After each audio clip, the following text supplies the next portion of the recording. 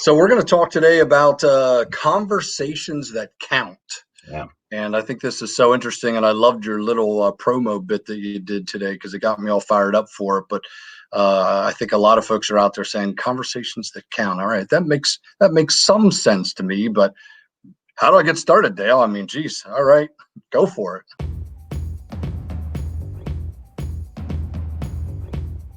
Being on your game enough to know I'm going to start a professional conversation. I need to be clear. And here are the three components on the purpose or the outcome of the conversation, on the process of the conversation, and on the time frame. So And it being sounds like I always hear this phrase, think before you speak. And that's pretty obvious. We all know that. But I think what you're saying here really is practice thinking before you speak so that it becomes a habit and it becomes natural. Because I could just see myself before I walk into a meeting. All right, Dale told me to say this, and I walk in and try to say that. It's not going to come off natural at all. And I may lose trust because they're like, what's wrong with this guy? Well, yeah, we've all been in that conversation too, where it says, if you, Mr. Drake, have an opportunity to purchase this, and you're going, okay, whatever. He's just going through the script. Must But be the you, first day on the job. yep, you got to get better at that.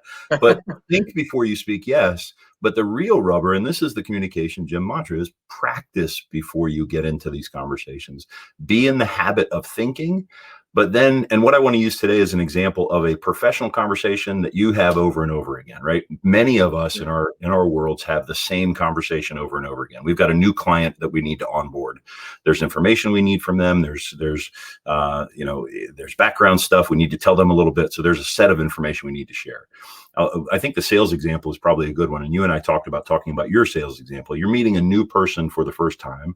What is your outcome there? And a lot of people say it's to make the sale. Well, is it to make the sale?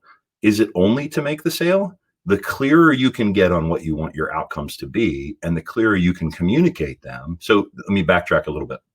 The thinking process is what dials you into what the center of the bullseye really looks like. The thought process, if your thought process is, well, I hope not to screw this up, you may or may not screw it up. The likelihood of screwing it up is probably pretty high. If you then start to dial it in and say, well, hey, I'd like to make a sale, that'd be great. Okay, that's a good start.